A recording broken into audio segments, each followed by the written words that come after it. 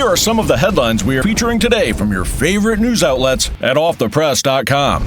The 2024 Republican primaries are coming into focus now that the candidates for the first debate get ready to take the stage next month. Two big names are missing: Mike Pence because he lacks support, and Donald Trump because he doesn't want to play. But former aide Kellyanne Conway is hinting that the former president will join in. House Republicans are moving fast to protect your federal tax dollars from bailing out the reparations funds in liberal states like California. Overseas in Russia, they've raised the draft age from 27 to 30 because they need another 2 million soldiers for the war in Ukraine. And it looks like 6 teams are in the mix for a potential trade of baseball superstar Shohei Ohtani. The trade deadline is August 1st. For stories like these and more updates all day long from your fave news outlets, go to offthepress.com.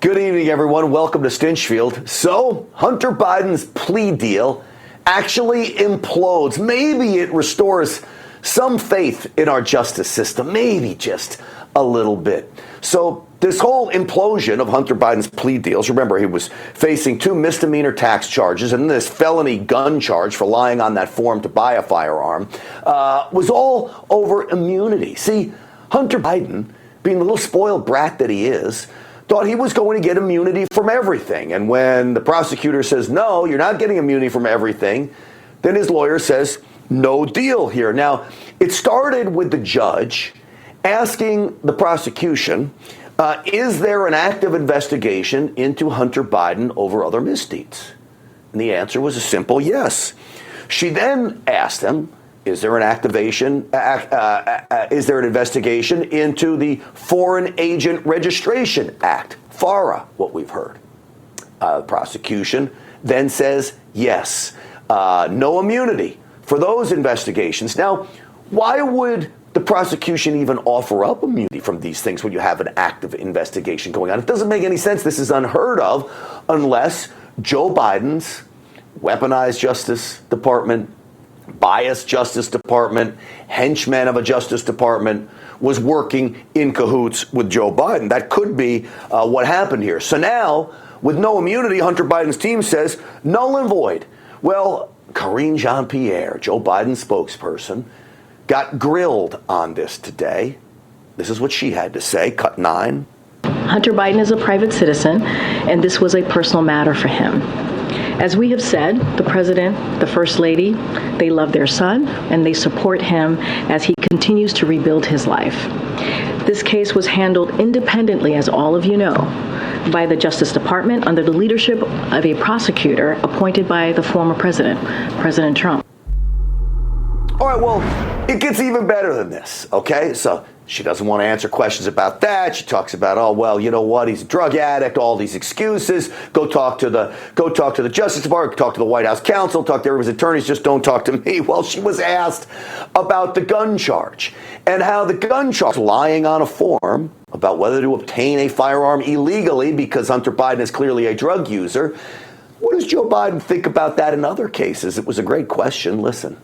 A firearm illegally should be prosecuted to the fullest extent of the law. So here I'm going to be, I think I know where this question is going, and I'm just going to continue to say, as it relates to the case that we're seeing in Delaware, I'm just going to not speak to that. Do you see how hypocritical they sound? They hate firearms. They want to go after law-abiding gun owners, but somebody breaks the law. Now, all of a sudden, they don't want to go after that person just because they're the president's son, of course. All of it's outrageous. And the media, My Lord, watch this today. Defend, defend, defend at all costs. There's so much evidence against Joe Biden and Hunter Biden working together. This is Madeline Dean, literally in the face of nothing. She's a congresswoman, literally loses any sense of reality. Where's the evidence? There is no evidence of any wrongdoing by the president. And Mr. McCarthy knows that. This is everything in upside down because the former president, who was so corrupt and crude and base, engaged in such criminal activity, now we're going to try to deflect, or McCarthy's going to try to deflect and try to drag Mr. Biden into this. No evidence. Excuse me, Mr. Chairman of the House Oversight Committee. Is there any evidence against Hunter Biden? And all the people that Joe Biden claimed he never had any dealings with or didn't know, there are pictures, there are text messages, there are emails. There's evidence through and through that shows Joe Biden knew these people, he spent time with these people, and he communicated with these people. Now, we know of several instances where Joe Biden was, in fact, in direct communication with some of these business associates, I guess you could call them. I call them people who are foreign nationals sending money through shell companies to the Biden family. All right, just for fun, let me read one text message that Hunter Biden said to Chinese Communist Party associated business executives. It reads here, I will make certain that between the man sitting next to me and every person he knows and my ability to forever hold a grudge, that you will regret not following my direction. I'm sitting here waiting for the call with my father. That certainly sounds like a shakedown to me. And yet, how does the mainstream media play all this today? Watch. Under the Trump administration, Republican lawmakers were not interested in investigating then President Trump's family business dealings or Jared Kushner's dealings and possible conflicts of interest. So given the recent developments and what we're seeing play out there on the Hill involving Hunter Biden and this investigation, what do you make of this apparent hypocrisy?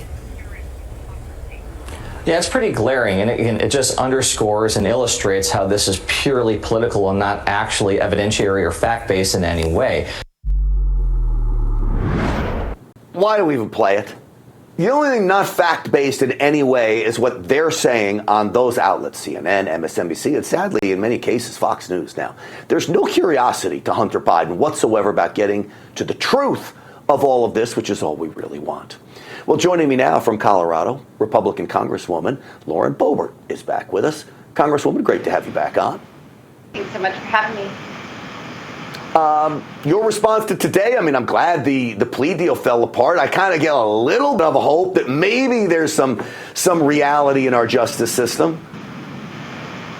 We may just see justice with what's going on with Hunter Biden here. But to hear Jen Psaki's replacement saying that she's not going to comment on the firearms charges where he illegally purchased a firearm and then just dismiss everything and say that he's a private citizen, this frustrates me because the left doesn't care about the private citizens in my family. They go after every single one of them every chance that they get. And mark my words, the corrupt Biden crime family will go down as the most corrupt family in American political history. They do not care about facts. They don't care about actual evidence. You just showed an entire monologue of people saying there is no evidence when that's all we have provided. The FD 1023s, the investigative, criminal investigative IRS whistleblowers that we brought before the committee that showed $17.3 million that was funneled through these shell companies. Heck, Hunter Biden has funneled more money through these shady business deals than blockchain and crypto. And this is something that the American people are wakening up to, and they're seeing the corruption, and they want accountability. We do not need someone who is in the White House holding the office of President of the United States of America who has these shady, corrupt deals that are going on, and clearly the bribery schemes that we are seeing with Joe Biden. Yeah. All right. So one of the things, I think you agree with me, you would like to see Hunter Biden called in at some point testify before Congress. Is that correct? Oh, yes, I would. We need to subpoena Hunter Biden before our committee so we could see exactly where his dad, the big guy, was during all of his business deals. I think I've said this on your show before. The Biden family does not have a family business. The only thing that they have sold is their influence to the federal government of the United States of America. And we need to bring him before Oversight Committee. We need to bring him before the Judiciary Committee and actually get these testimonies out and answers to questions that we have been asking for quite some time. This is all a massive clown show. All of the Biden crime family acts are straight out of a circus. I mean, seriously, did they really think that they were going to get away with any of this? Under this legal system, the Bidens think they can get away with whatever they want. Even the judge, who is a registered Democrat in this Hunter Biden investigation into this plea bargain, was furious. And Hunter may now be on the hook for his crooked criminal record, this activity that he's been engaged in. And like I said, the American people are ready for accountability. They are ready for justice. So absolutely, I want him to come in before the Oversight Committee. We need to be subpoena. We need to issue a subpoena for him immediately. And even more important than that, we got to start this impeachment now. I am tired of waiting. I do not want to slow roll this. We're going into August recess. None of us are going to be here for a month. And so what is the answer? When we come back, is that what it begins? Or are we going to get a bunch of excuses of how we need more investigations? So Jim Jordan, who I think is a great guy, don't get me wrong, he's been a tremendous conservative fighting the good fight. I asked him about both these things. Subpoenaing Hunter, he says, maybe that's on your committee, oversight and not judiciary. I was a little disappointed because I'd like to see Hunter go before both committees. I asked him about impeachment. I want you to watch his answer here and tell me what you think. It sure looks like Joe Biden should be impeached. I mean, there's way more evidence against Joe Biden than they ever had against President Trump, and they impeached him twice.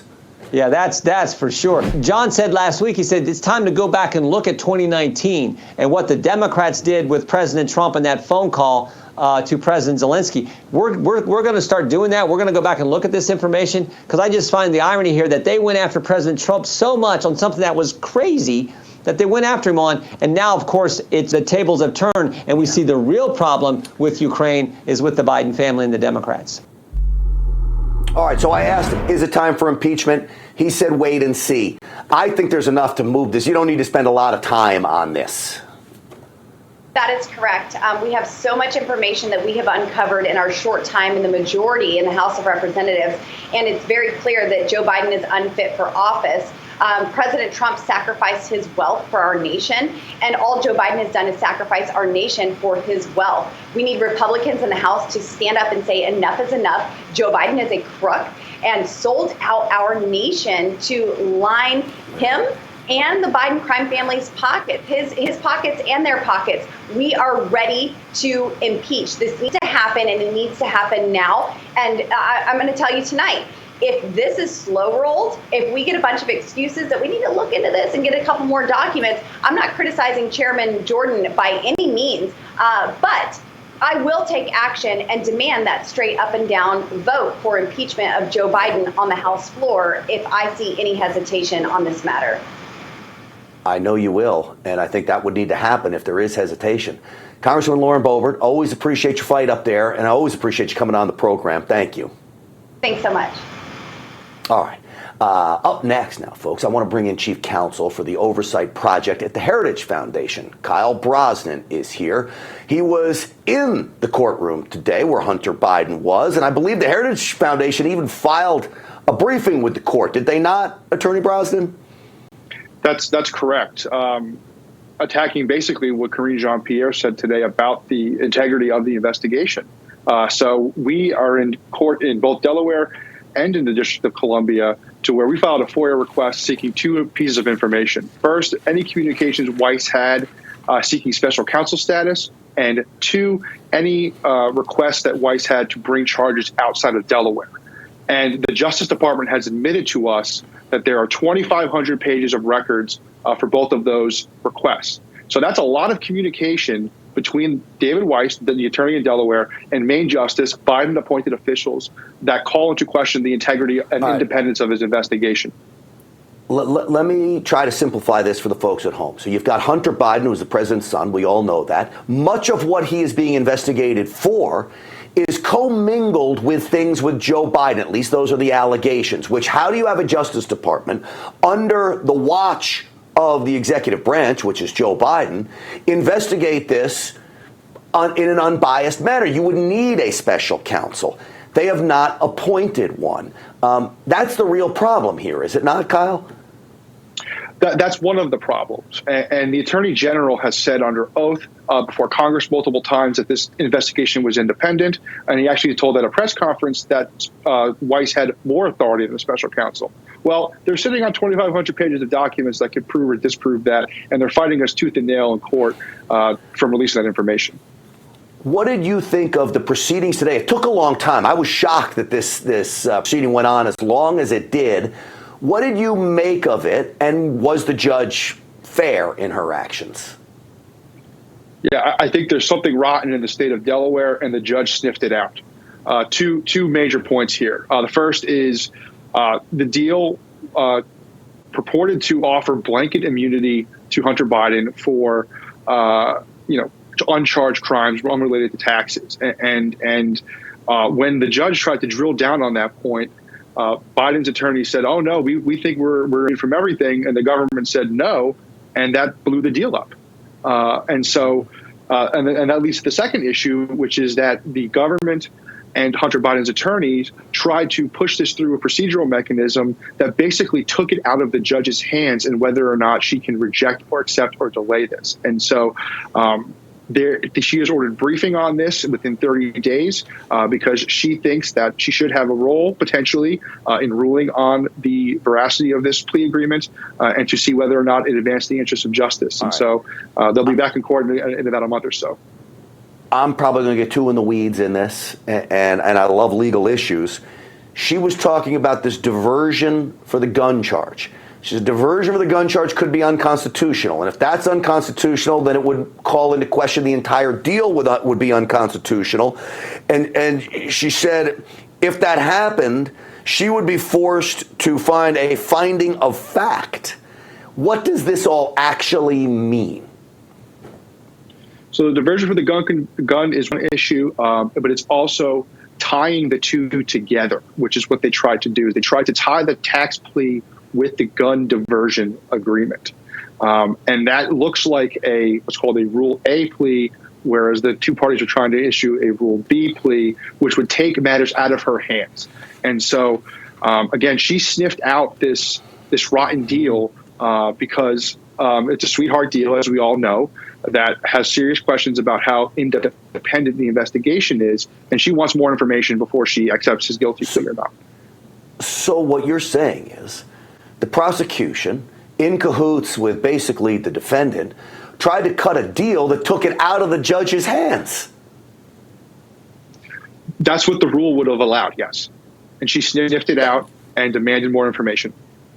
Well, good for her. That literally sums up what we're facing today with the judicial system that we have and a Biden presidency that we have. This is what we have to deal with. Thankfully, there are people that can sniff this stuff out. Lastly, Kyle Brosner for the Heritage's brief. Do you get called in on this? Do you have to report on it? Do they ask you to weigh in? So we have filed an amicus, which is called amicus brief, was called a friend of the court brief, to make the judge aware of the fact that these 2,500 pages of documents exist, because it's not in the Justice Department's nor is it in Hunter Biden's attorney's interest to make the court aware of this blatant conflict of interest and lack of independence in the investigation. Unbelievable. Is this the brief, and I'm so over on time, is this the brief there was all the controversy over they wanted pulled out of the docket with the testimony from certain people and the Hunter Biden's attorneys called, they thought they were pretending to be the prosecution? No, so that is a brief from the House Ways and Means Committee. We filed before them and actually included the transcripts of the two IRS whistleblowers with our filings. There's about over 800 pages of briefs of filings here. But no, that was not our brief. Do you see the shenanigans I'm talking about here? The defense team allegedly pretends to be the prosecution to pull things out so it's not in the docket and it's not in the court file. I mean, it really, you can't make this stuff up as we go along. Thank God we have people like you guys, the Heritage Foundation, Kyle Brosnan, and I'm so grateful you come on and try to explain some of this stuff for us. Thank you very much for having me. Absolutely. All right, some explosive allegations came out. We're going to have some fun coming up next. The UFO hearing on Capitol Hill today. Is the United States government in possession of alien bodies? Wait till you hear these answers. Coming up next.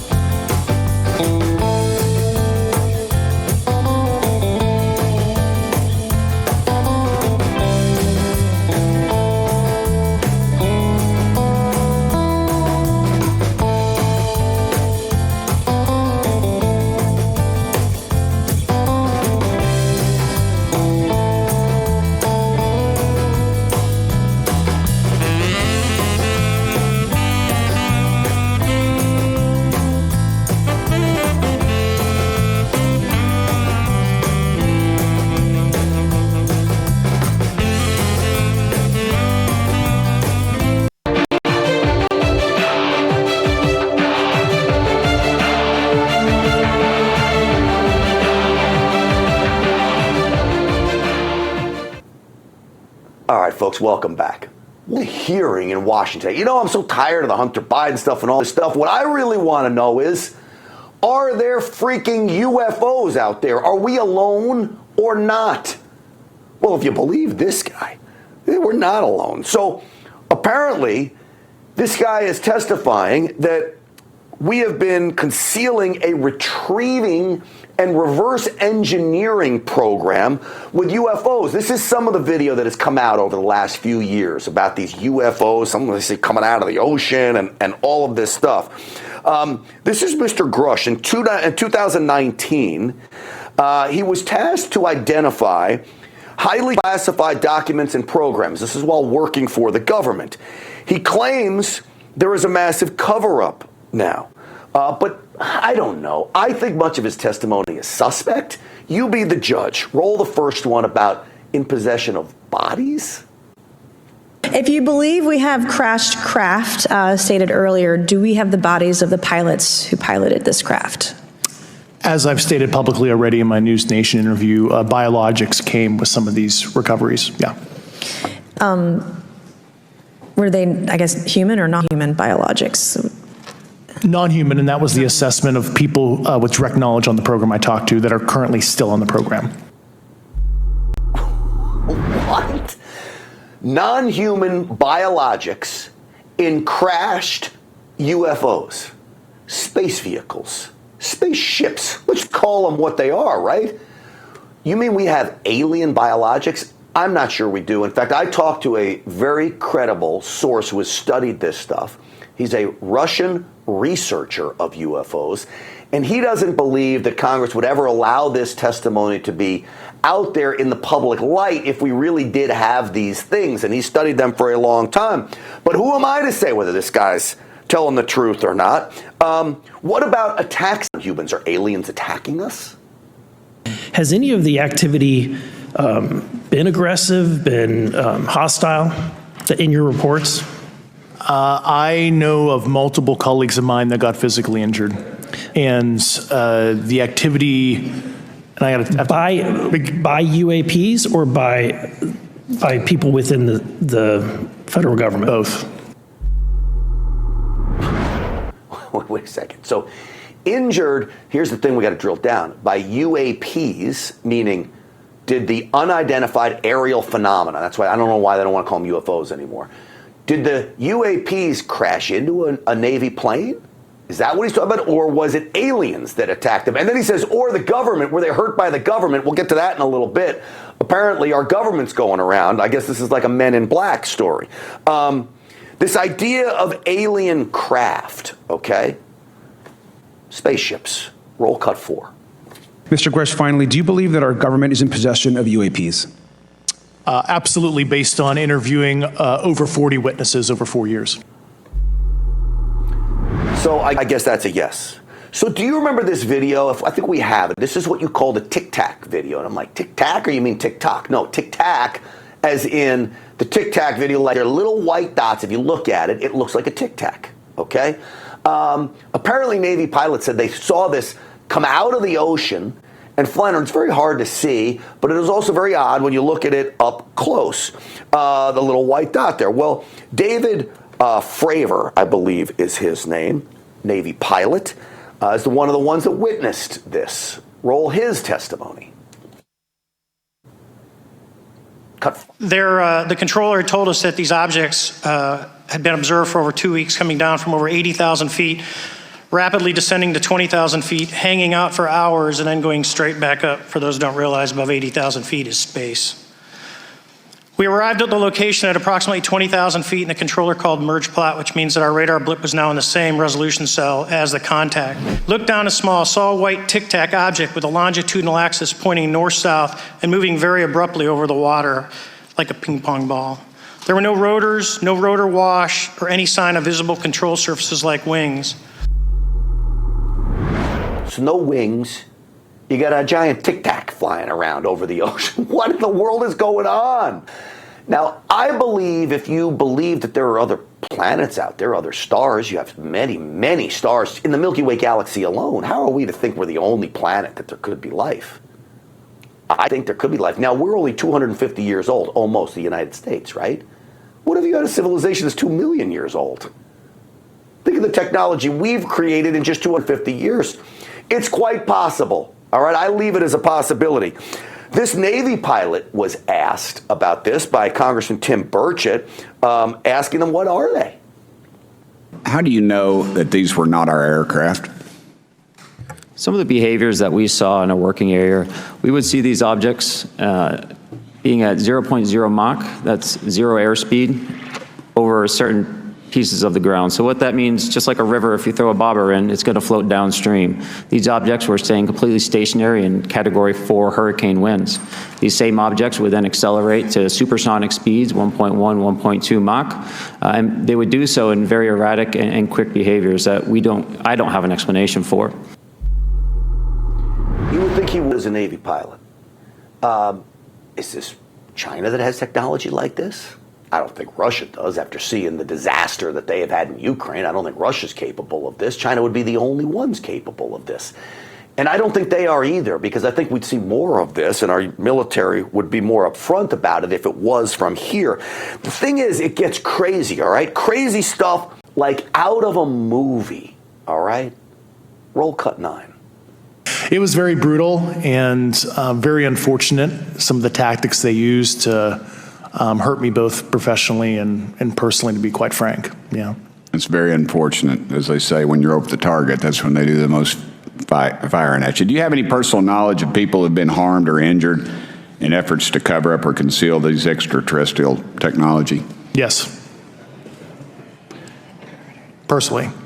Have anyone been murdered that you would that you know of or have heard of, I guess? I have to be careful asking that question. I directed people with that knowledge to the appropriate authorities. I mean, I could tell you, but then I'd end up dead. I don't know if this has anything to do with the Clinton family or not. Maybe they're the ones associated with the aliens. Everyone dies around them. Maybe we ought to haul Hillary and maybe she knows something. Are you kidding me right now? Like, here's what I need to do. I need to get Greg Hartley, our body language expert, in to analyze this guy, okay? Because if what he's saying is true, it's what a lot of people out there think, I am still skeptical. Congressman Burchett did hold a news conference after, and this is what he had to say. Cut 6. This made you realize that we are not alone? I knew it before. I didn't need this, but I'd seen enough. I've seen enough, and I would hope that you all would get that opportunity to see what we've seen.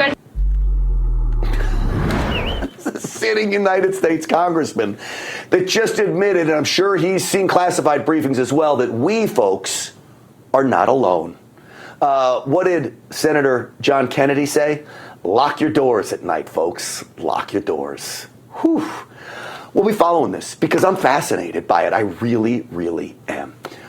All right, Department of Homeland Security Secretary is back at it, Alejandro Mayorkas. Boy, I was having such a good time with this. Now I got to be brought back down with this clown, all right? Telling a bunch of lies today at a hearing. We'll break down those lies and prove that he was lying next.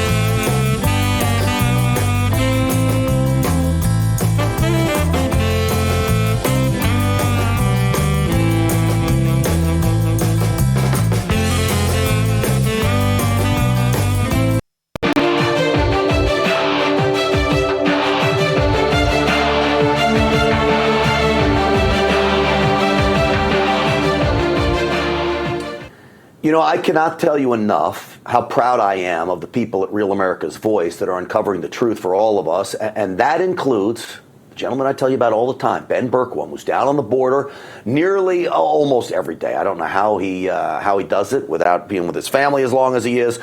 But he captured this video, folks. It's CP1 apps, Customs and Border Protection 1 app. Migrants that are coming in legally. Look at Ben spelled out for you and watch the video. The ant trail up the line there, those are all CBP1 entries right now going into America.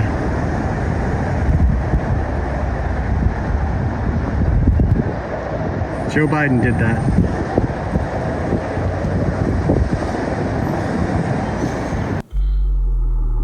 So that's the reason why they claim the numbers are down on apprehensions, because they're letting everybody in legally. So now the question becomes, Alejandro Mayorkas, the Secretary of Homeland Security, who is not enforcing the law, is not upholding the Constitution, he's not doing anything he's supposed to do as Secretary. Should he resign? He was asked that today during a hearing on Capitol Hill. So we arrive at an inevitable conclusion that I do not take lightly. Secretary Mayorkas, you must resign. Will you resign? No, I will not. That leaves us with no other option. You should be impeached. You better believe he should be impeached. Do you know why? Because he lies to Congress, but more importantly than lying to Congress, he lies to the American people. Just listen to his answer about where the border stands today. Is the border open, Mr. Secretary? No, it is not. No, it is not. Are you kidding me?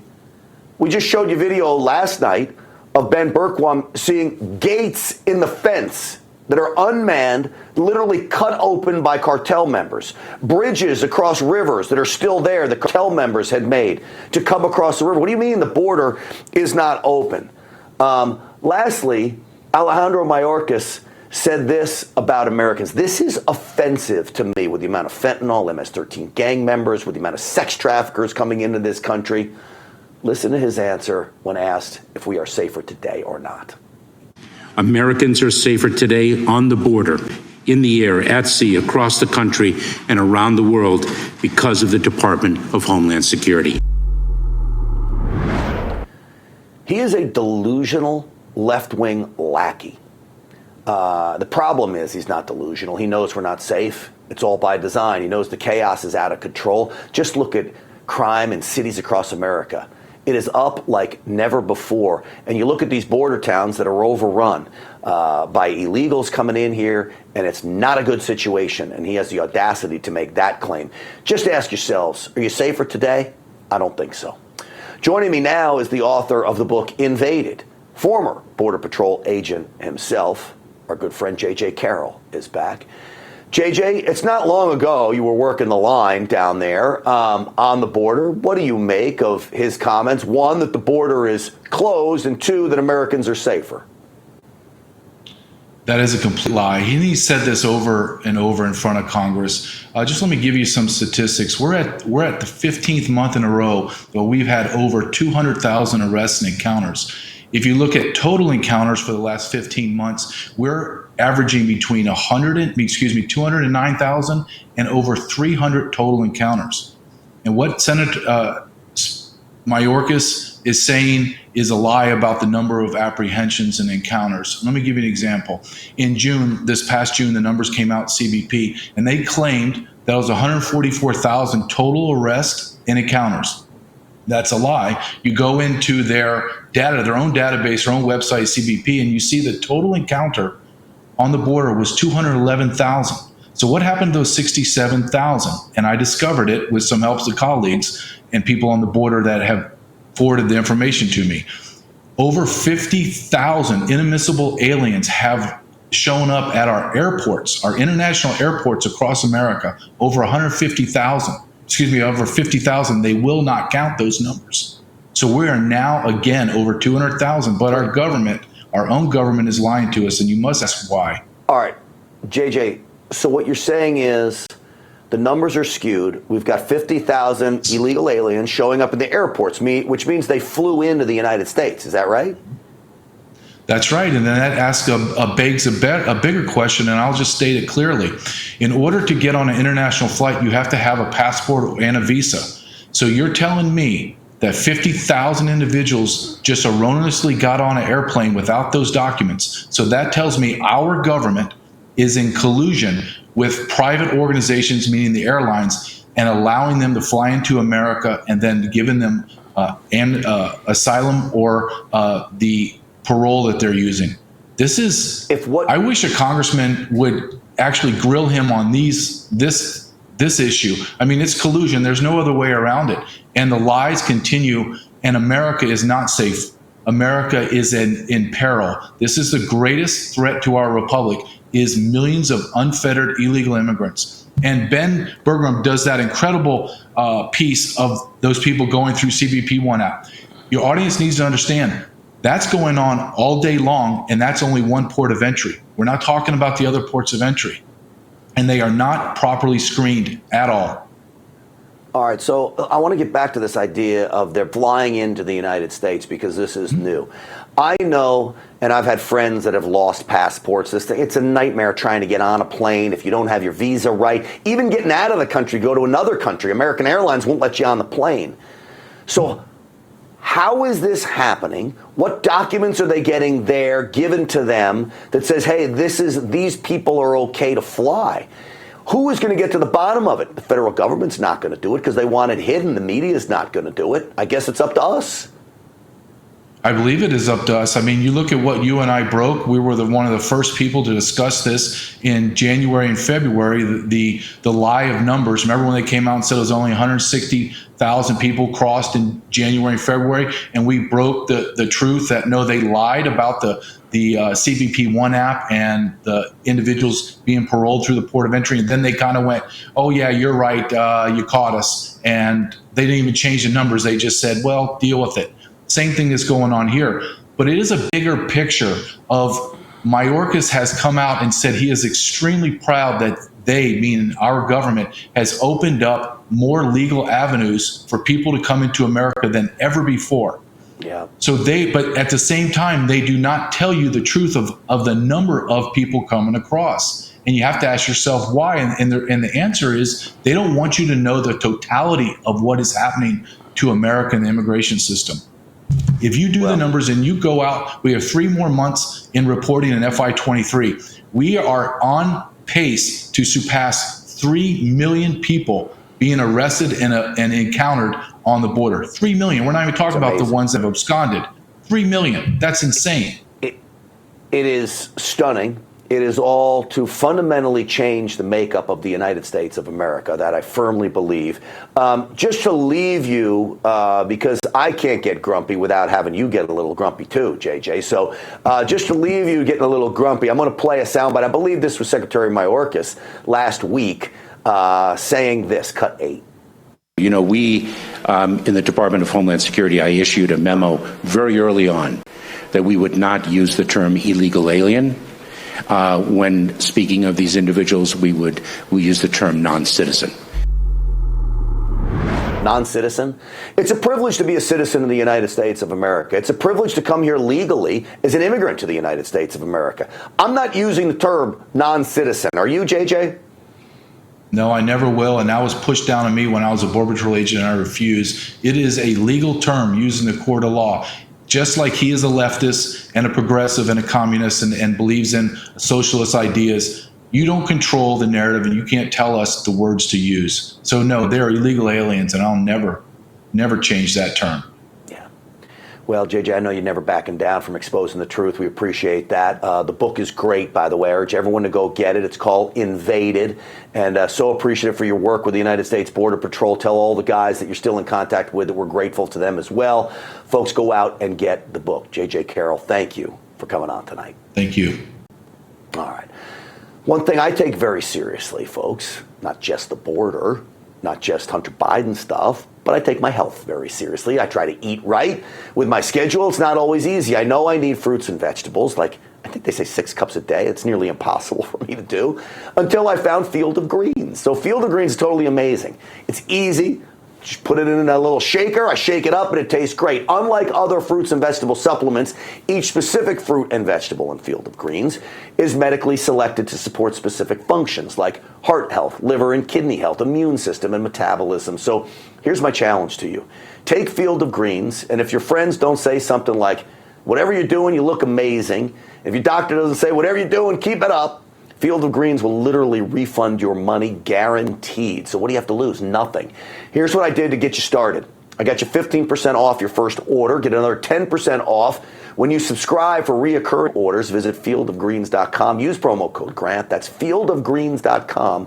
Promo code GRANT. Coming up after the break, Mitch McConnell has a serious health scare today, live on camera. We'll go through it next.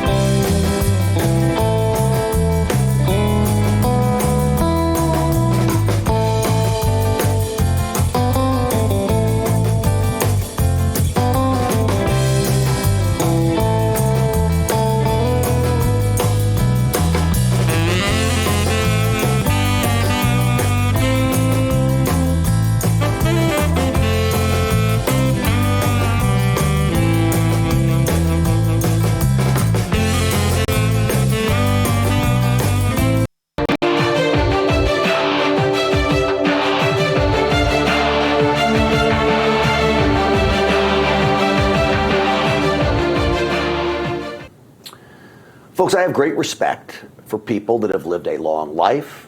They have knowledge, experience that we don't have. But oftentimes, there comes a time when you reach a certain age, and I shouldn't really even say age. There comes a time when you reach a certain mental capacity and physical capacity that you need to step down and hand off the baton to the younger generation. I believe that's true, certainly in the case of Joe Biden. I think that guy's long past his due. It also is the case when it comes to Mitch McConnell. I'm not a fan of Mitch McConnell. I don't like his politics. I think he is an establishment guy. But what I saw today made me actually sad for this man, and I do think it is proof that he needs to hand off the reins as leader of the Republicans in the United States Senate and probably step down and ultimately let another Republican from Kentucky take his spot, somebody that is ready to fight and put up a good fight. But as I said, I wish him well. I don't ever want to see anybody, not even my foes, suffer from illness, pain, whatever it may be. Watch Mitch McConnell here. It's painful to watch this. In cooperation and a string of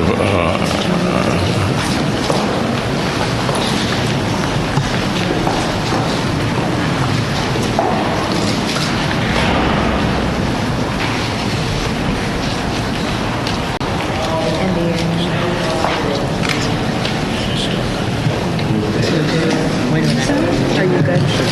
Mitch? Okay, Mitch. Anything else you want to say? Or should we just go back to your office? Do you want to say? So escort him away. He stands there for a little bit. He comes back a moment later. But to me, that's painful to watch. I'm worried about the man. What was going on there? Is that like a minor stroke? You know, he had polio as a child. I don't know if that would play an effect down the line. Over the last few months, I've seen Mitch McConnell struggle like this more than normal. Situations like that, I believe, do not make him capable to be a leader. Now, look, in the end, you don't play the quarterback injured. You can't play senators that are injured, okay? Whether it's mentally or physically at this point. So he did come back to talk about this. A staffer told the Washington Post that he felt lightheaded. Here's Mitch McConnell a few moments later. Could you address what happened here at the start of the press conference, and was it related to your injury from earlier this year where you suffered a concussion? Is that... No, I'm fine. You're fine, you're fully able to do your job? So that's the question everyone wants to know. How are you doing? He says, I'm fine. Well, clearly you're not fine. His office wouldn't even say whether he went to the doctors after that. I would hope and pray the man would go to the doctor after that.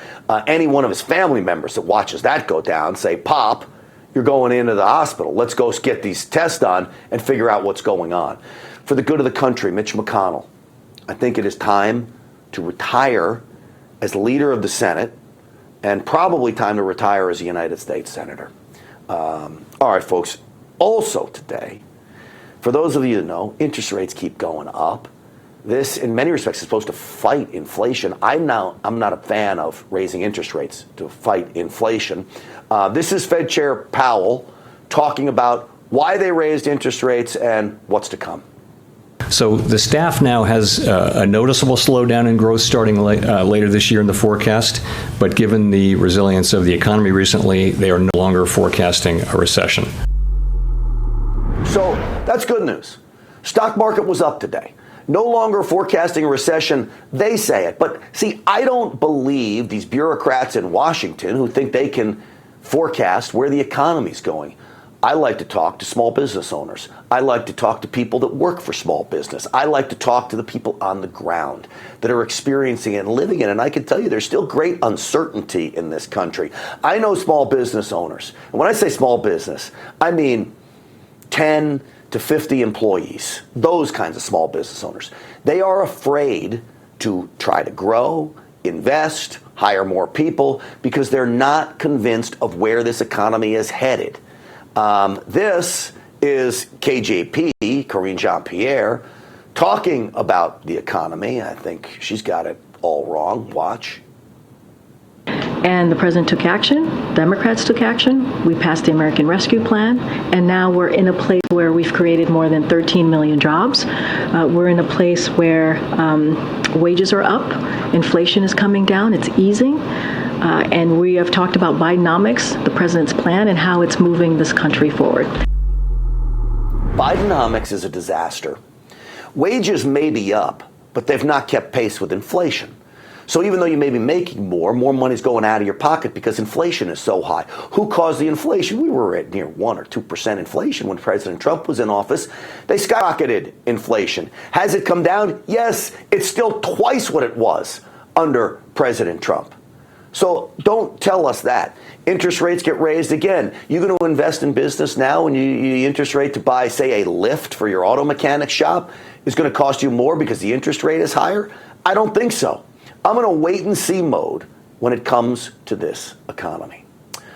All right, folks, with all this talk about interest rates going up, now is the time to buy gold, right?